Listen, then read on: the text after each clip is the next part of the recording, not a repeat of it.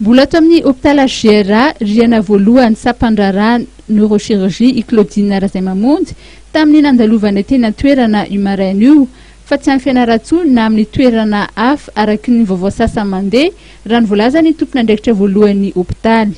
Mbola ato izy loatra amin'izao. Mbola mitony fanarahamaso zany ny fahasalamana. Ny service réanimation médicale moa zany ny tena mitsabo anazy fa no tsy fisian'ny toerana zany dia somary nakarina any amin'ny service anankiray hafa any ambony izy any amin'ny premier étage. Dia manaraka azy ihany moa zany inona moa ny mpiambina rehetra. Mahakasika kosa indray ny toe-pahasalamana dia mijanona ho tsiambaratelo izany ho ny tompon'andraikitra.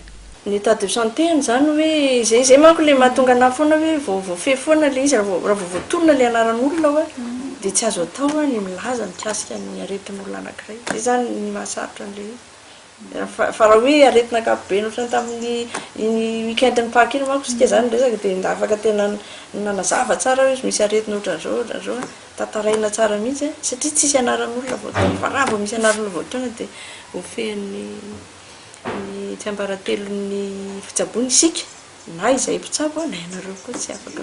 Ny fanazavana voaray ihany koa no nahalalana fa hatreto dia fizahana ampolo no nataony tany Anosy Maurice ary mitohy eto Madagasikara izany fitsaboana izany. Araky ny fivoaran'ny toe-pahasalamana no ahafahany mivoaka ny hôpitaly ka hiatrehany ny raharaham-pitsarana izay miandry azy. Fantatra ihany koa fa tsy maintsy manao tatitra isan'andro mahakasika ny zava-misy rehetra ao amin'ny ministeran'ny fitsarana ny hôpitaly raha ny fanazavana voaray.